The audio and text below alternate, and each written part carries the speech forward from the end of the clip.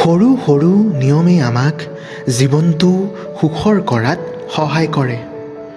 যিবোৰ মানুহৰ জীৱনত কোনো ডিচিপ্লিন নাই, কোনো নিয়ম নাই, সেইবোৰ মানুহৰ জীৱন ডিপ্ৰেশ্যন, এনজাইটি আদিৰে ভৰি থাকে। এইবোৰ মানুহে জীৱনত কি কৰিব লাগে বা কি কৰিব নালাগে একো বুজি নাপায়। নিয়মে আপোনাৰ জীৱনৰ সঠিক ৰাস্তা দেখায়।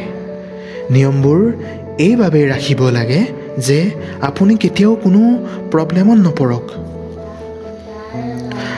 আপুনিও বিচাৰে আপুনি আপোনাৰ জীৱনত সফলতা পোৱাটো, তেনেহ'লে আপুনি আপোনাৰ জীৱনত এইকেইটা নিয়ম নিশ্চয় ফ'ল' কৰক। আপোনাৰ অতীতৰ স্মৃতিৰ পৰা আঁতৰি যাওক।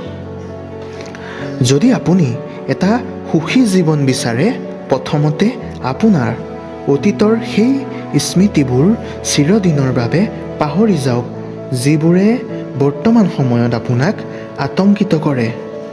যদি আপোনাৰ অতীতৰ সৈতে সম্পৰ্কিত সেই নেতিবাচক ঘটনাবোৰ আপোনাৰ বৰ্তমানতো মনত ৰাখে, তেন্তে আপুনি আপোনাৰ বৰ্তমানত সুখী জীৱনৰ মুহূৰ্তটো কেতিয়াও অনুভৱ কৰিব নোৱাৰিব।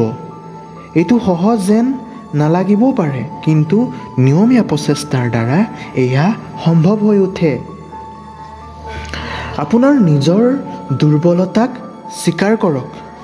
আপোনাৰ নিজৰ দুৰ্বলতাক স্বীকাৰ কৰাটো সুখী জীৱন যাপন কৰাৰ এক অতি গুৰুত্বপূৰ্ণ নিয়ম।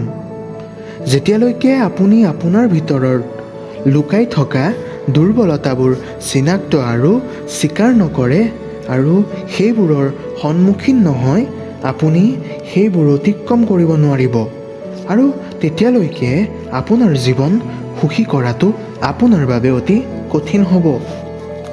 ঈশ্বৰক চিন্তা কৰক। আপোনাৰ ব্যস্ত জীৱনৰ পৰা অলপ সময় উলিয়াওক আৰু ঈশ্বৰক মনত ৰাখক আৰু তেওঁক উপাসনা কৰক। এনে কৰাৰ দ্বাৰা আপুনি নিজৰ ভিতৰৰ পৰা আত্মশান্তি অনুভৱ কৰিব আৰু লগতে সুখ অনুভৱ কৰিব, যি সুখী জীৱনৰ বাবে অতি গুৰুত্বপূৰ্ণ। ৰাতিপুৱা যোগ আৰু ধ্যান কৰিবলৈ শিকক। যোগ আৰু ধ্যান কেৱল শাৰীৰিক স্বাস্থ্যৰ বাবেই উপকাৰী নহয়, মানসিক স্বাস্থ্যৰ বাবেও উপকাৰী। কিন্তু ৰাতিপুৱা যোগ আৰু ধ্যান কৰাটো সুখী জীৱন যাপনৰ বাবে অতি গুৰুত্বপূৰ্ণ। দৈনিক যোগ আৰু ধ্যান কৰিলে আপোনাৰ মন শান্তি আৰু এক অজ্ঞাত অতি গধুৰ বোজাৰ পৰা মুক্তি লাভ কৰিব পাৰি।